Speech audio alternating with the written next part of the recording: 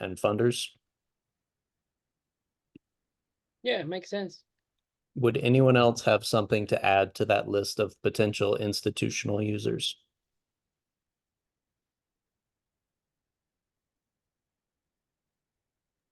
I can see Yorgos, maybe you have something to add now? Andrei, I'm following right now passively. I'm reading, but I cannot really intervene straight ahead. I will be a little bit more active in 5 to 10 minutes from now. Sorry. Okay. Not a problem. Well, I mean, I think that that's a good group to start with. So, Jonas and Lars, I know a lot of what you've been doing has been more targeted at libraries specifically, universities. Can you maybe talk a little bit? Have you had a chance to read these different bullet points? And can you maybe talk a little bit about the overlap between research infrastructures and libraries in terms of what's actually valuable versus what you would see potentially needing to be changed here?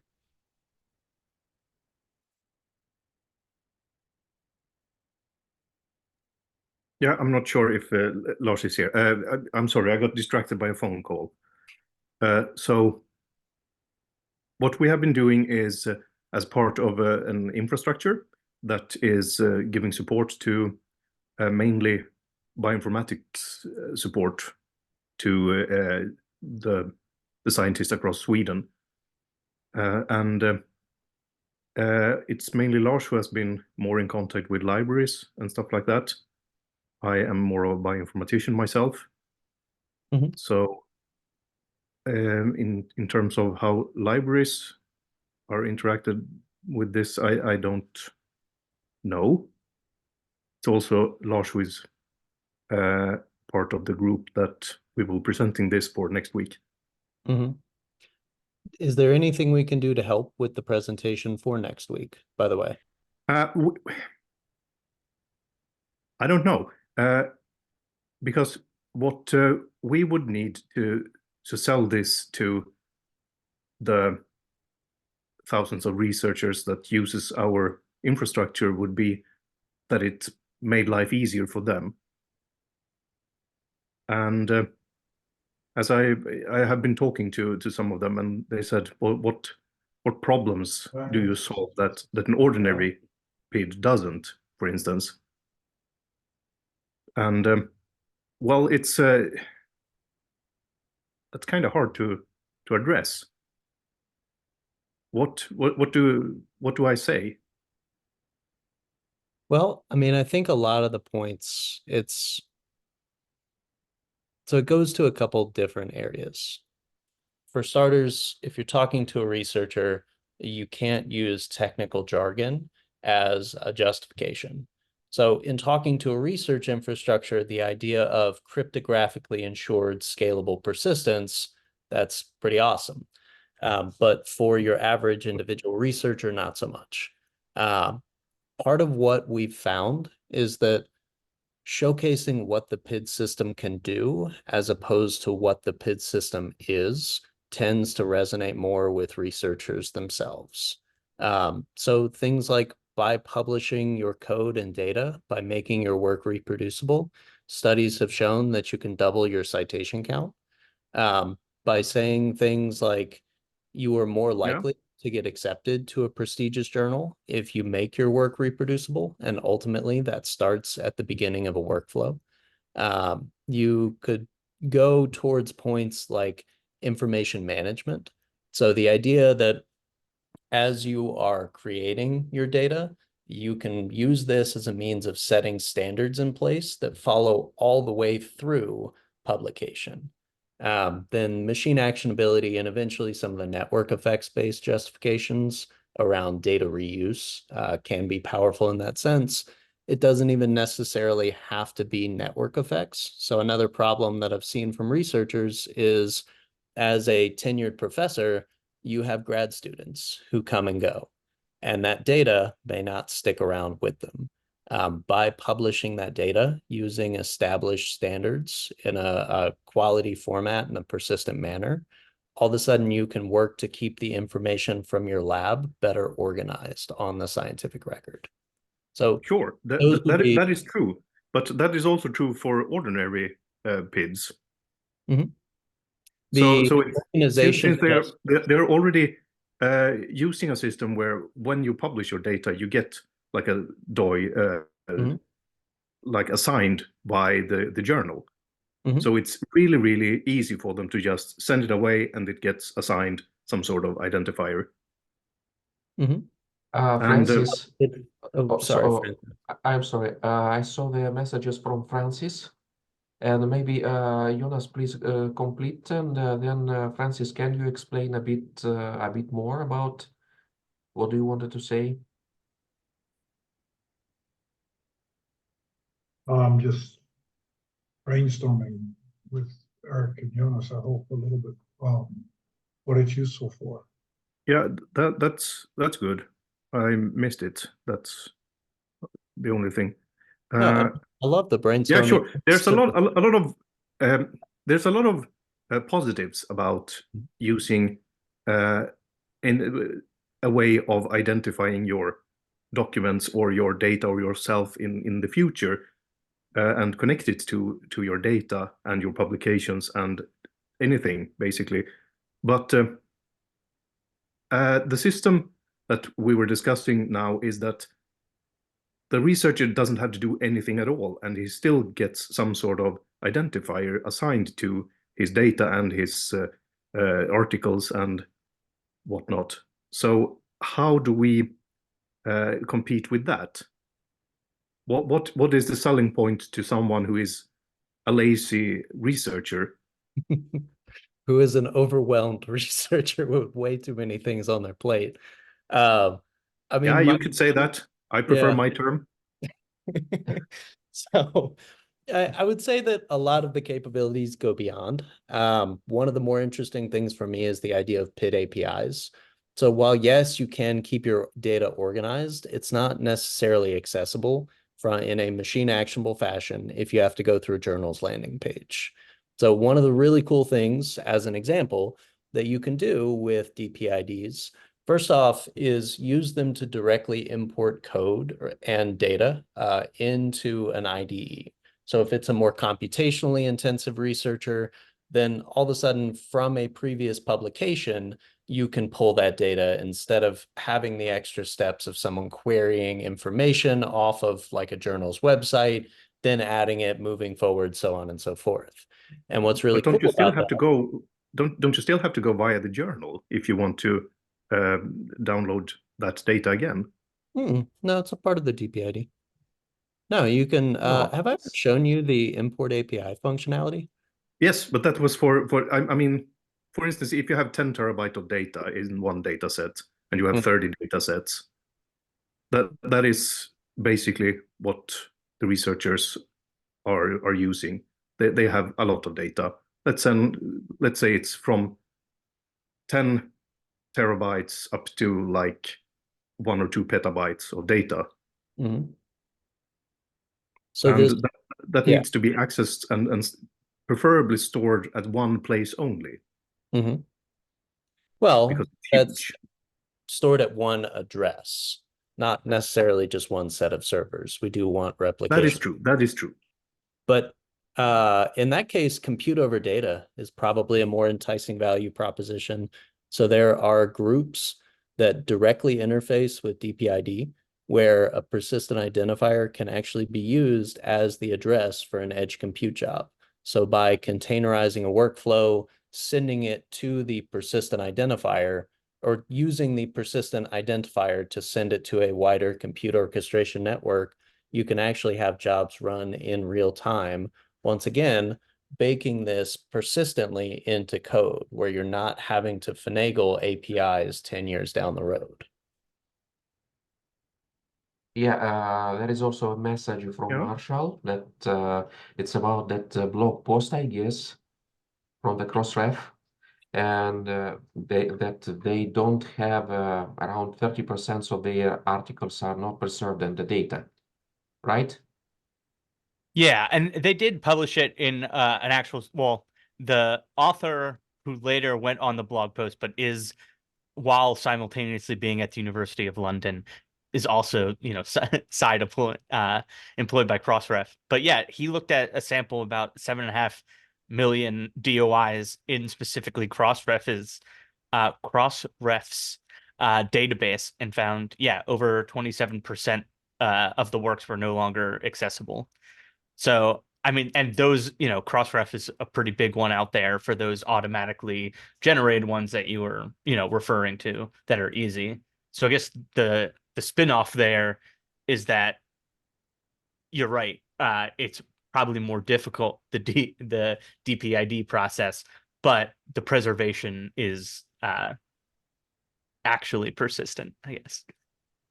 So Yeah, that's a good point, and I also liked the point that you can access it via API. That would at least some of the researchers like. So there are a lot of stuff here that probably would convince researchers of different level of technicality that this is the way forward. And since you asked what we can help, what you can help us with, do you have a demo of how to that is feasible? I mean, I have seen the short demo, but that was Oh yeah, data, that was just that was a following page or something. Yeah. So it's and that was fun, but Yeah. but it's if you have like thousands of like herrings and you have all the genomes of those and you want the data set, then it's a huge file or files, and you need to send it somewhere and you need to store it somewhere, and if you want to continue working on it, you don't want to be downloading it every time, and you don't want to maybe delete it because it might be useful in the future, and then suddenly you are out of space, and then you need to buy stuff. So I think the ability to sort of stream it from the journal or from the repository of your choice would be very, very good.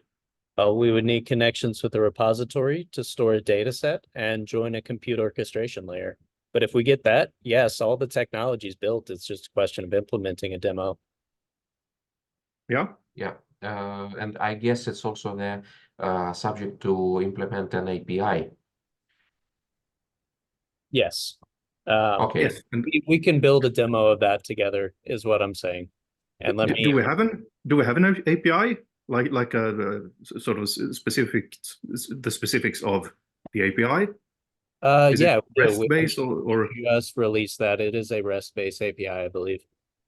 Yeah. So there are two different sections to the API. With the understanding that this is a relatively new protocol, DeSci Labs is developing it. They're also developing the DeSci Nodes application as a demonstration front end. We have an API into our backend servers where people can manipulate information. So there's that side, which is more pre-published, so before everything has gone onto a public network. Then there's post-publish, which would be through the DPID itself. So two different APIs, and I can get you documentation on everything that's been released, where I'm actually traveling to a large conference right now where we've got a group of about 200 people playing around with some of these demos and APIs, just testing them out to see what they think. So, Francis, you've had your hand up for quite a while. Well, yeah, but this is interesting. I can wait a long time.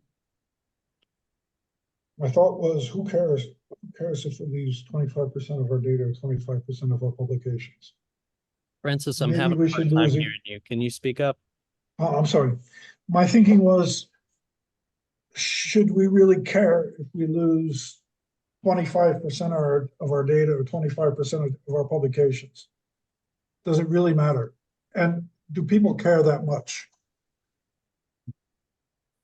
I think I think if I lost people 100% of care my a lot. publications, the world would. So, but that being said, but the reason I say that like this is because I think that we have to think about the uses, not just, yeah, I know you're talking about that too. Anyway, I'm off topic. What I wanted to say was something like this. Eric showed me something about the relationship between open science and sovereign data in Europe. And I thought that was really interesting. And I also heard something last week from a bunch of industry people talking about how they were going to move from, or how they move because of 5G and because of their the technologies they need in their factories and so forth, how they moved from proprietary tools and instruments to open tools and instruments, including software and hardware. And Yes. I'm sorry for interrupting, but we are already submitted the paper for the AMST conference about the industrial automation. So probably we'll receive some feedback there. Exactly on exactly. what we are saying. Yeah. Okay. Okay. I'll stop. You take it further, because I think this is where these distributed systems and so forth become really interesting. And I think, for example, if I think of genomics, genetics, I think if how people are going to, I don't know, identify genomic variants in a computational way and using data, I think we need these kinds of systems. That's all. It's just a feeling. Well, it's an interesting question. So, Jonas, would an individual researcher care about whether they have control over their data post-publication? No, I don't think so. Okay. They want access to it, not necessarily control, because they are already giving up control of the data to the journal. Mm-hmm. Makes sense. So that's more of an institutional justification then. Probably. Okay. Because I know a university is actually interested in owning their bids. That is a value proposition that seems to hit, at least to a certain extent. Are you Yeah, kidding me? and They definitely want to own it. Yeah, Yeah. definitely. I mean, there's much of business as any other business. It's all about money. It's all about funding. So, and they want to, and their professors or scientists, they're all employees. Absolutely. And I think for an individual researcher, the idea of owning your keys probably actually sounds a little intimidating once you understand what that means. So it's actually kind of a nice harmony there where institutional control over published information, and the researcher has access to it and probably has pathways to continuously version their work if they so desire. yeah, it's a good point. It's a good point. Yorgos, we can see you, and I think you can confirm what Jonas and the others said about the interests of curation of their data from the researchers. It's definitely an interesting topic. Nevertheless, from the technical point of view, Can you put your microphone a bit of level? can you hear me now? Yes, but not so good. Okay. Is it better now? Yes, a bit better. Okay. Sorry about it. It's like, okay, so we should not focus too much on data and the persistence of data. It is a persistent ID. You see, the issue with storing data is that somehow, somewhere you should do it. Even the failure of DOI that you brought up earlier, it's not the failure of the actual ID. It's not that somehow it got disappeared from the data site database. It's the URL that is pointing that is not working anymore. And DPID is not really sorting this thing out. If you will somehow, if you're where you actually store all these data, since you don't have really replication of them, if this goes down, the whole thing goes down. What you can guarantee, though, is that you can issue IDs associated with metadata on your own. This is not what you do right now. And it can be your library, your institution doing it. So you are somehow in control of the ID issuing process. Yeah, Sergio? Yeah, in the same sense that I continue what the George is stating, if we think decentralized persistent identifier as a meta identifier of all the other identifiers, you could, as an institution or as a researcher or a team that's researching, keep track of all those identifiers, not the data. The data you will store, or the institution will store Yes. it somewhere, but of all the work and people related to it, even with the new scope of reproducibility, you could also cite under the same meta persistent identifier those DOIs of a post-published work who even contradict your own paper or enrich what you published before. You know, and everything can be under one meta persistent identifier, and that I think and it's decentralized, so not agency that will charge you to maintain that will make a profit from it. You know, I think that's It's a going to be very an umbrella. It's going to be an umbrella one. Somehow yeah, everybody like is going to in the invent. same in the same sense that the umbrella of open science now can have a persistent identifier decentralized.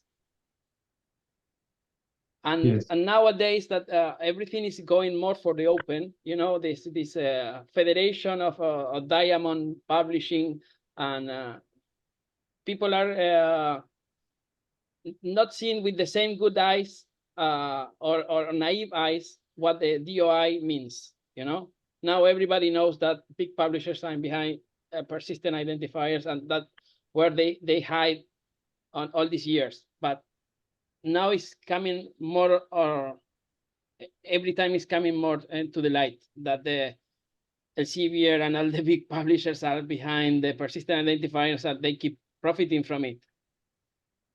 And I can definitely say that there's, it's an interesting way to take it. One of the things that I'm trying to do personally is focus more on the positive sides of what this can do. Because sure, big publishers do have a strong hand in DOI, but at the same time, it's their job to validate the scientific record. So there's a case for them being there.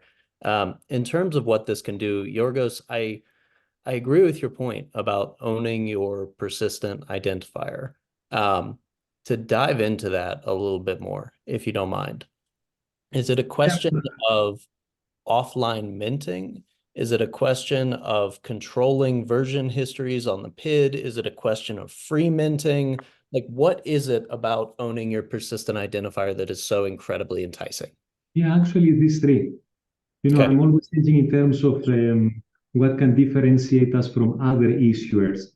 In this case, like say, the order that you used is that I think one is that you do it yourself. So you don't ask an external service to do it for you. Then it is free. This was your last point. And then the middle point is that you can just also to connect to Sergio's brainstorming session, that somehow you can invent and you can decide what you will ID with it. So you cannot really change the ID that the publisher is using right now, unless the publisher decides to use DPID.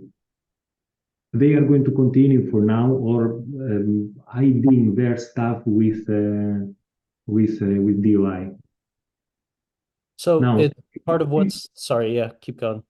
But at the same time, we should try to explore and see other objects, digital or not, that they require identification.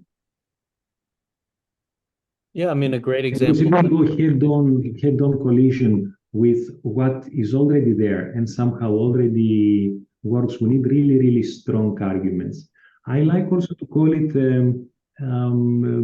PID on the edge. based on this edge computing thing, like in our facility, we are producing lots of data. I would like to be able to issue identifications for these data sets right on site without very strange requirements and subscriptions. And I'm going to have a use for them that is going to be unique. It will be our, in quotes, invention, or at least the community's. It's not an easy task. I have to. The disclaimer is that it's still a brainstorming session, and there's lots of hand waving, and we are biased from the experiences that each of us have. No, they say that if you are a hammer, you see everything as a nail. No? So we do. We've been using DOIs for some time now. We've been involved on data projects that they are pushing lots on the use of DOIs. It has not been an easy task because we had to convince really large communities to use them. Now there are better technical alternatives.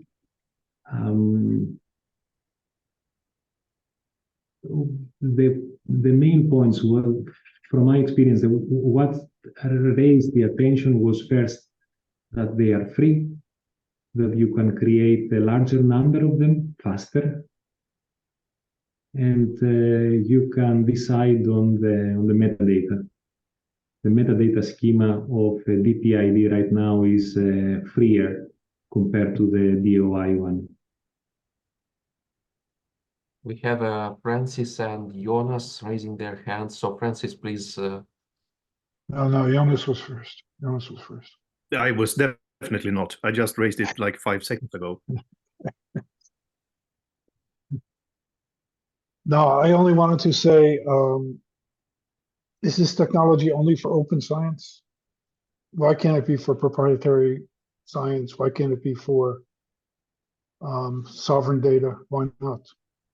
No, it shouldn't be for open science. That would be problematic.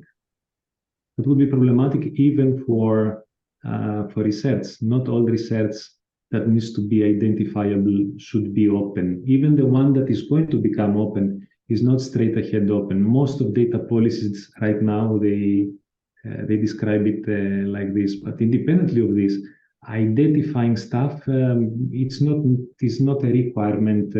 It's a requirement for openness, but it's a requirement also for lots of other things. That was my point. That was my point. And Yeah. I want to, because I see the same thing sometimes with the people talking about fair data and then saying fair data is open. It depends upon what you want to do with it. And it's much stronger to have a technology that crosses this artificial divide. And it's an easy way. I think the way I would look at it, metadata should always be open. The persistent identifiers should always be logged, but data can be closed. That's perfectly fine. Yes, In fact, yes, that's perfect point. And yeah, about the persistence of metadata, it's also a great point we made today. Jonas, please.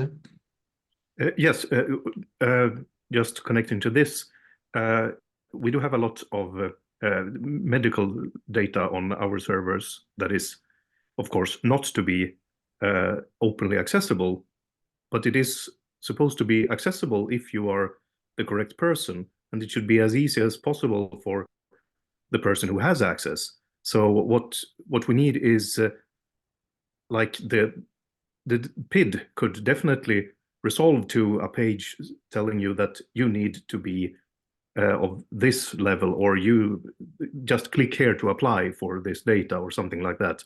That is perfectly fine. And But Jonas, I'm if I not could, sure if that is possible with this technology. but Jonas, to add to that too is more and more towards the future, we're going to be doing data visitation. Thus, Yes. we're not going, so And I don't know anything, right? But I can imagine, because I like to imagine things, that DPIDs would facilitate data visitation. It would facilitate the uses of AI on systems. And that would be the most important argument you would have. If you could have a better facilitation from DPIDs than you would have from ORCIDs or DOIs, that's because everybody has to do AI with all their data in the future. Yeah. Yeah.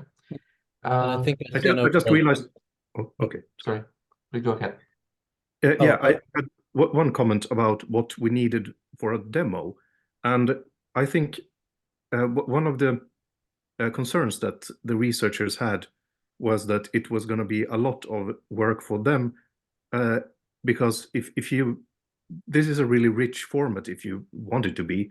So if you have, for instance, you have 100,000 files that's in your data set, is it possible to with an easy way, in an easy way, to include that into a data set?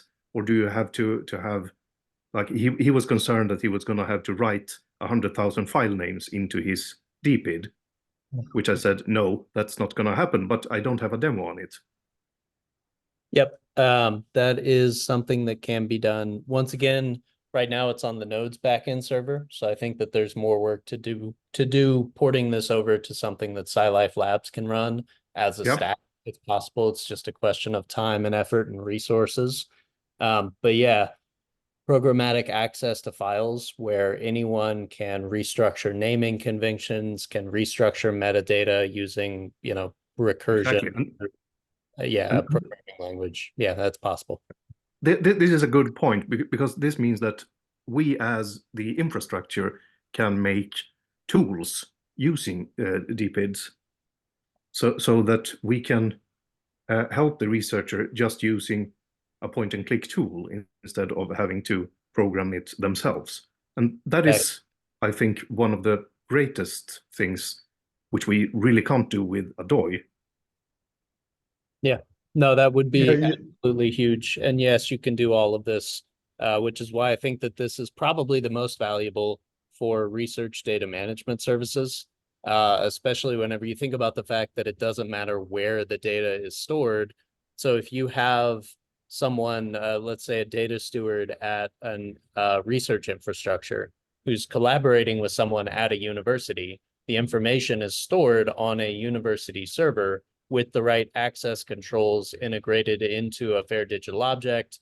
Then all of a sudden that person can be allowed to edit the data easily through a singular API on institutional servers. It's the streamlined connections and programmatic access to data management that I personally think is incredibly valuable.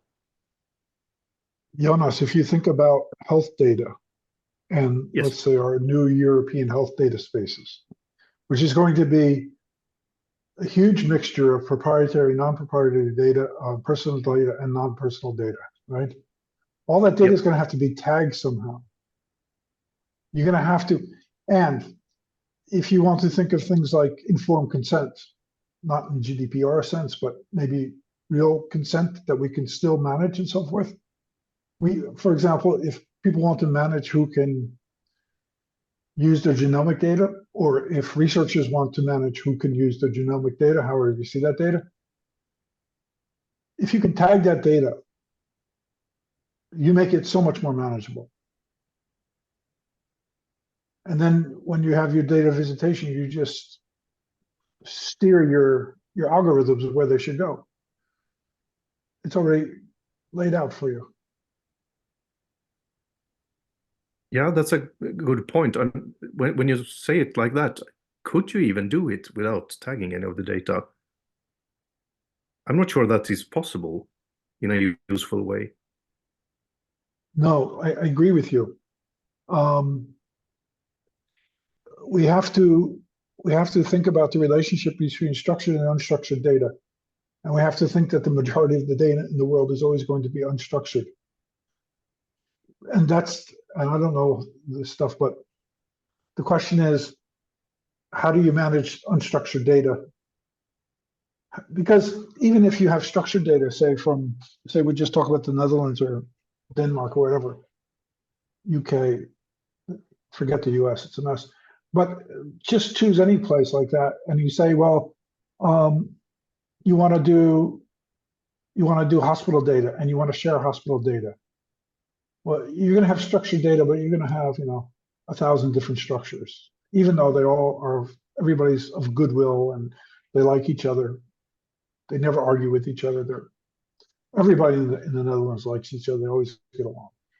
But still, so we need tools that are going to be able to interrogate and use unstructured data. I don't know if this stuff helps, though. But I think it's a question about the schema definition, more or Well, less. at And some point, you can't have machine actionability for unstructured data until you have machine readability. So I Yeah. wouldn't say the DPID itself does that, but I would say that granular access to that unstructured data is an important stepping stone to being able to properly utilize it.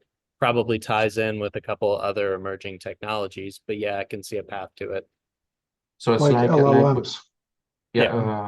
Yorgos, please.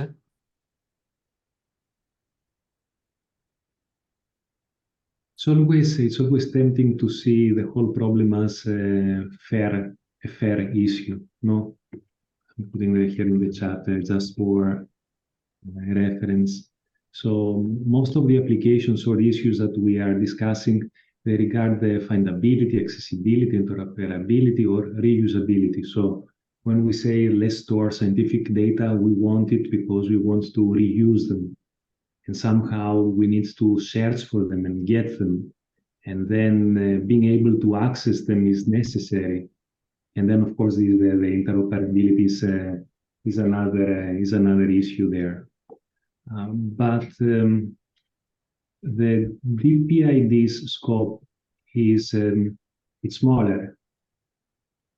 It's more on the findability bit, and maybe a little bit on the accessibility one.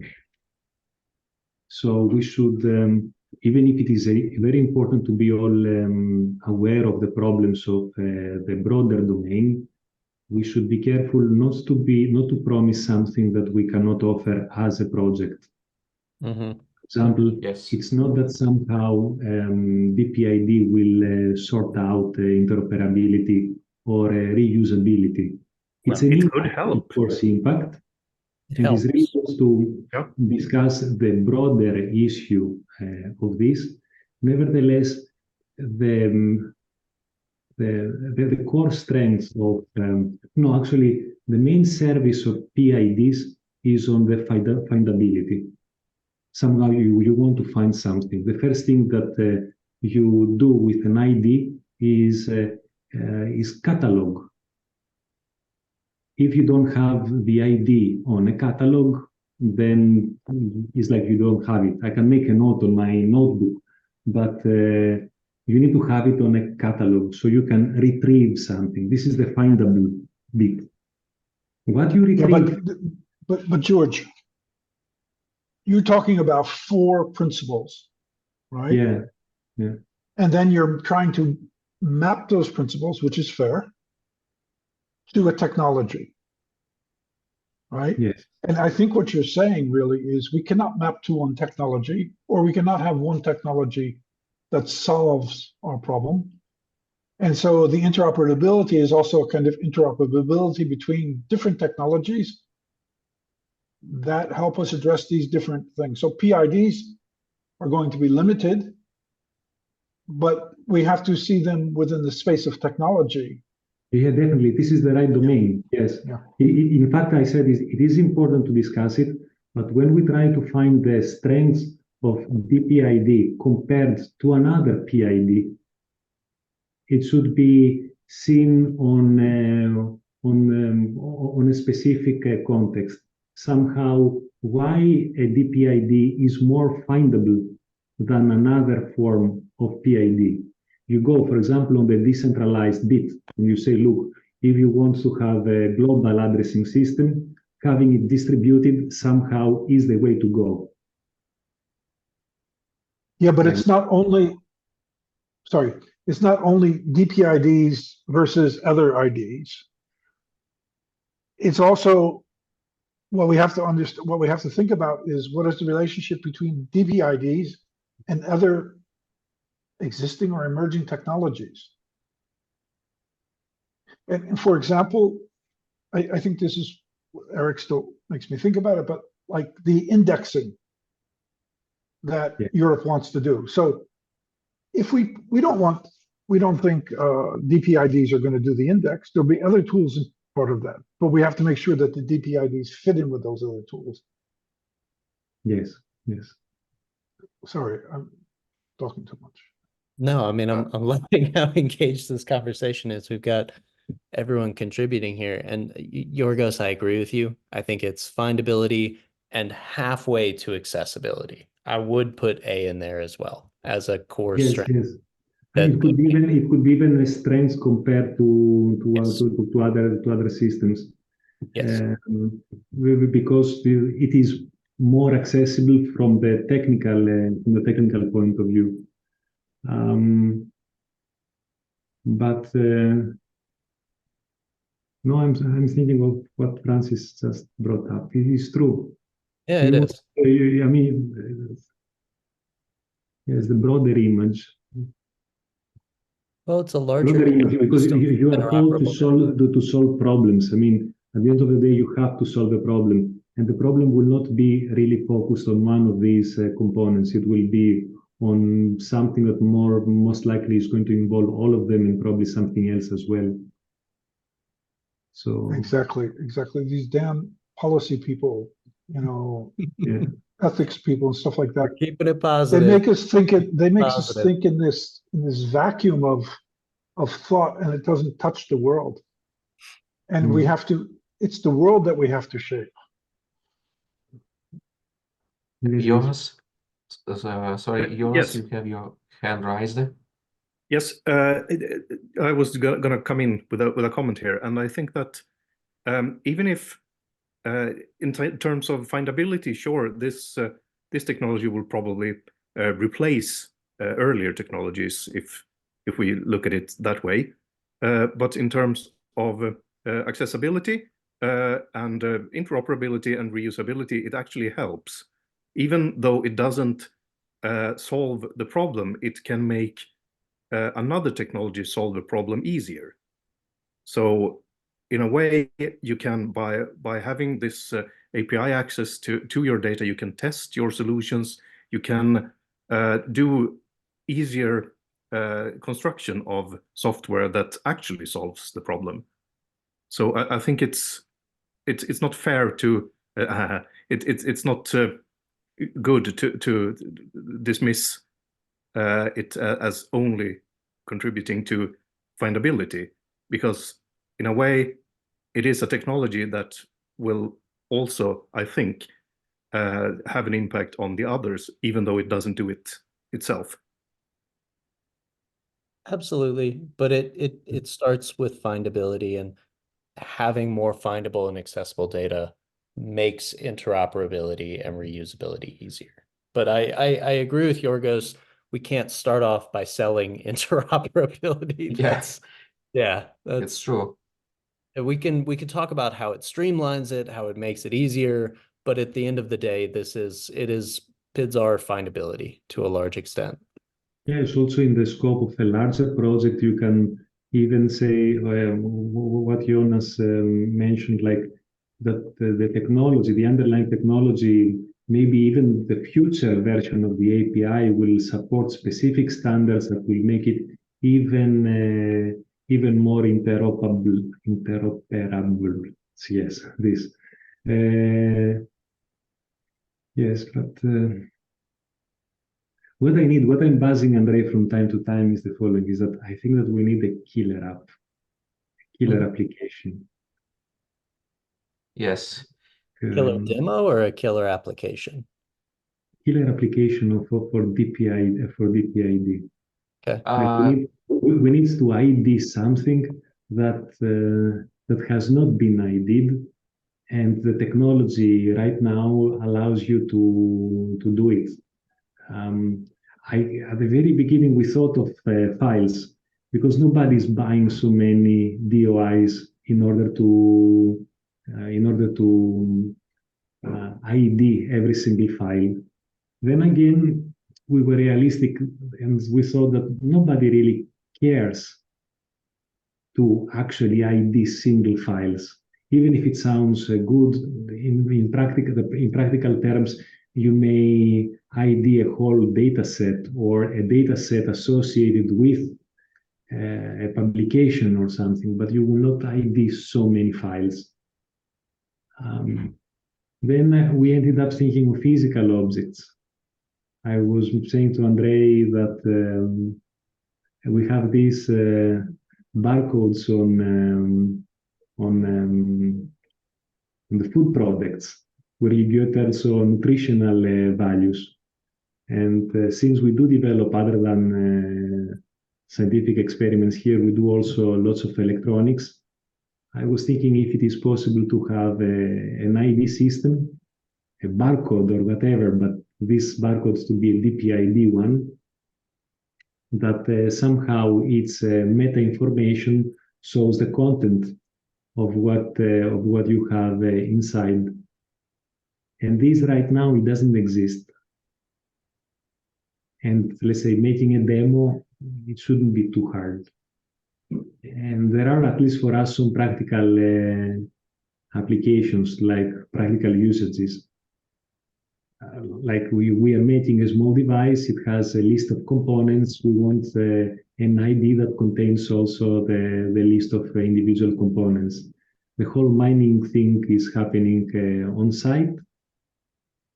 The metadata scheme is developed very fast. It's going to be something very basic. It's a very flat, almost flat architecture. And I cannot really think of a way to do it with other existing technologies. I will not go to buy DOIs. I will have to invent, I don't know, an SQL database locally hosted or something with UIDs there. While a schema, while an approach like DPID would sort it out straight ahead. I'm thinking loud and sharing this. Yorgos, I may say you thanks a lot for sharing this, because before, once we had a brainstorming session, it was once great, and now it's even more great as a killer application, I guess. And it's after started killing something. No, this is still a brainstorming thing. Like I don't know. I think that we could hack such a thing relatively fast with Andrei, like making like a demo just to add it on the list of stuff. But I would encourage the community to try to think towards our small community to try to think towards actual applications, and the advantages of the system will emerge. For example, in our case, then the advantages will be among they will be the three that Eric mentioned earlier. One is that it's going to be free. I will not bother anyone for generating these IDs. The other one is that I'm going to have my own metadata scheme very, very fast.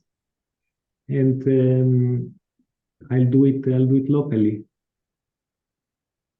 yeah, and let me now please place a remark, because I have a proposition of a practical application of DPIDs from Linda, who is not available to connect today. And this is a question from her, if it is possible to do a small demo around the predefined metadata schema, which we will define this Friday, about identifying the printed photographs. And this would be really a case of identifying the printed photographs with the provenance of authorship.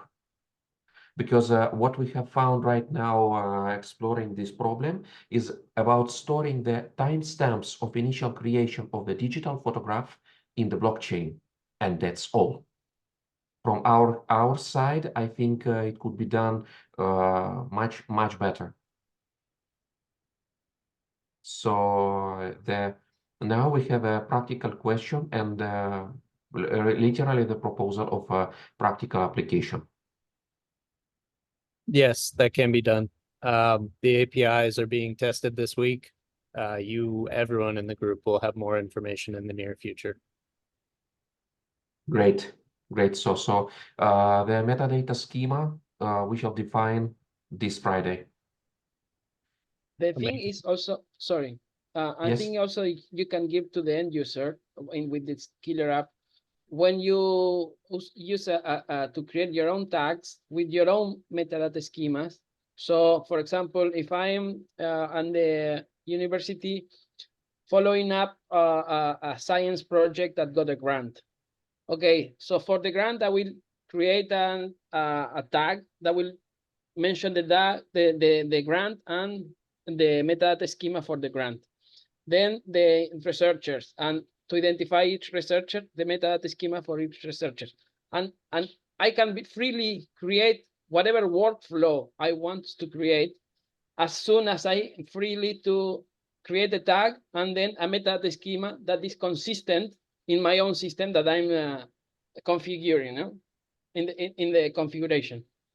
Yeah, and I'm thinking now So about it that. doesn't have to be defined, the metadata schema. Each user can define its own metadata schema. Because the metadata schema is still a research object that could be identified because it's, let's say, it could be represented as a bitstream as it is indicated in our bullet points. Okay. Yeah, so we can use, let's say, the recursive linking, and this is also a feature that, for example, DOI cannot provide for us. So it's a kind of, There is always a trade-off between free metadata schemas and strict ones. If you want to have standards and formats, you need to have strict schemas. If you want to have freedom and a little bit of chaos, I think that we can benefit from it right now. Then you need to have, let's say, a freer approach. And then, of course, this is going to affect reusability. If you have only in the case of Andrei the timestamp and that's all, or the of creation of a photograph, then you can use it only to get when it was created and nothing exactly. else. If you will use something more strict where you have also identified the actual user, or in the case of Jonas, you can have the actual you can have DPID to identify the actual user, the student, the person. It's not then it's becoming more, but we need to start somewhere, something smaller. So I wanted to say to Jonas and to your colleagues there for your presentation. You're not trying to sell somebody a Snickers bar instead of a Mars bar. You don't even have to sell it to them. You just have to tell them this is what the future is. It's not because you like it or anything else. It's just going to happen. This is what's going to be the future. It's just an informative. It's just an informative meeting you're having. It's not because the seven of us here happen to like each other a little bit anyway. That's not the reason why anybody should do this. The only reason they should do it is because it's going to happen. And unless somebody in the room has a better idea, then I'm just going to explain to you what you're going to do in the future. That's all. That's a very good point. I like that. Yep, I agree. Because I don't see another way that we can have scalable persistence. Exactly. We don't have Otherwise, it could be, let's say, the exponential growth of the database, as Yorgos said,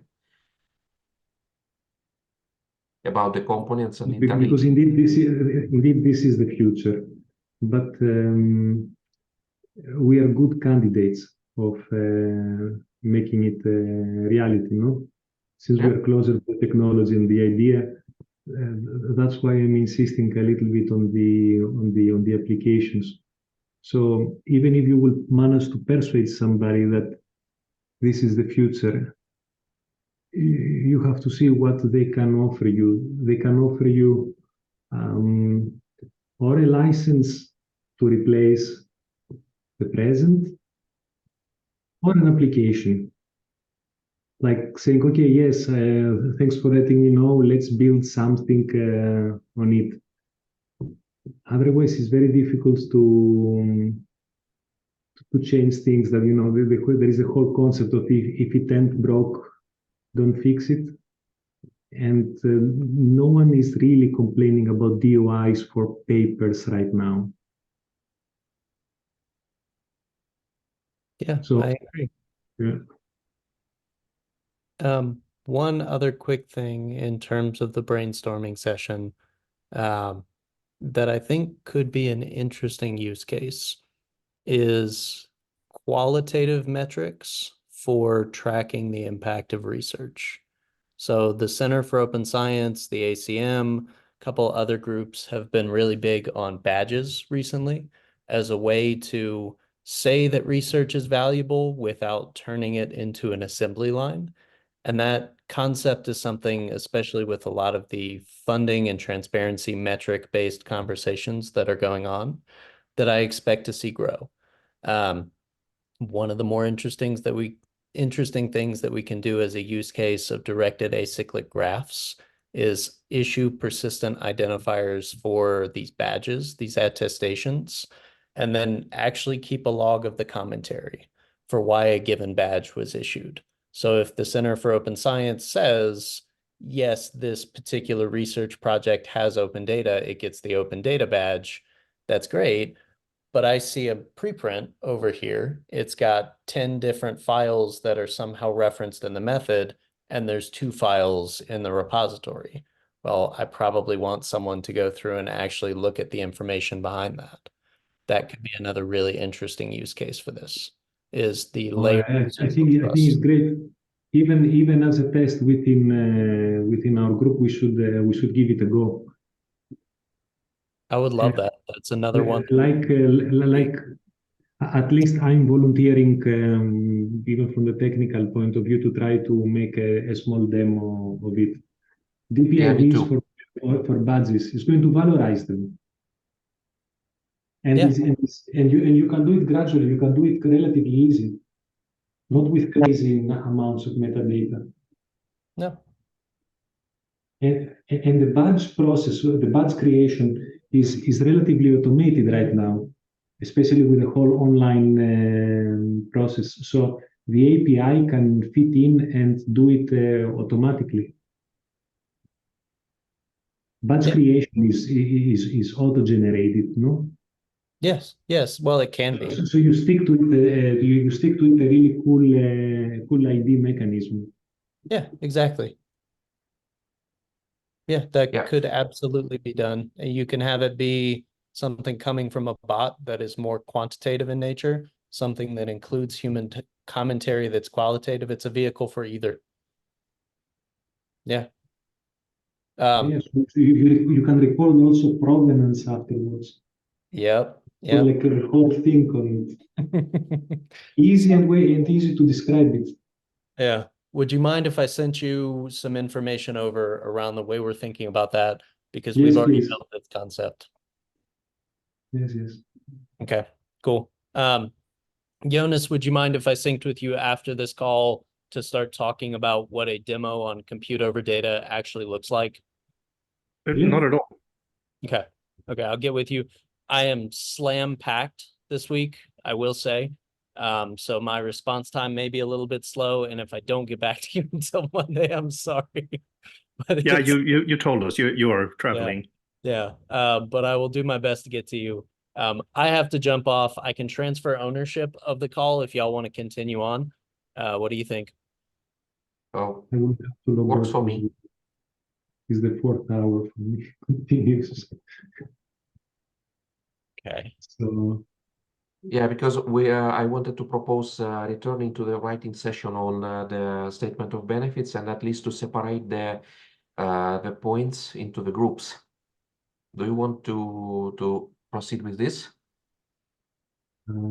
Thanks. Andrea will not be of much use right now. I could, but I'm a little bit tired. I don't see very well. Okay. It's a necessity for contributing. Okay, okay. Is it possible to catch up tomorrow morning, me and you, Andrea? Yes. Yes, we can do. Is there an immediate thing that I could probably chip in straight ahead, or it would be too Well, superficial? on the bullet points, now they are from my side. They are almost completed, so you can do Yes. whatever you want on As them. bullet points, I find them a little bit too long. Like bullet points, they are not usually for paragraphs. Yeah. Bullet points are for phrases, but they can be like smaller chapters, paragraphs actually. Yes, and also, you know, our authorities are asking from us some kind of white paper, so we can prepare some text for Yes, it. yes.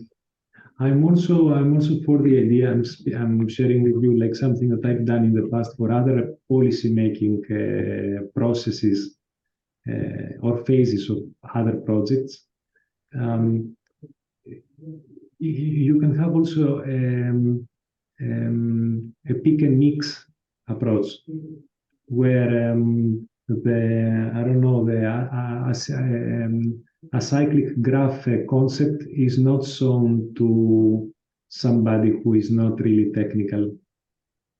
Yes, so While this is while you can show directly that this extra new point that this is the future. First, if you think that it is strong marketing material, this is a psychological trick, by the way, that this is the future adapted. Because yes, it this means is that the other ones should buy this, what you said. They say, oh no, I don't want to stay behind. I don't know why, but I don't want, I want to get my money. yes, yes. This is why I just agreed with Eric about separating into the groups. We can Yes, just do a separation and then yes. to return to, let's say, the redefinition of them. Okay.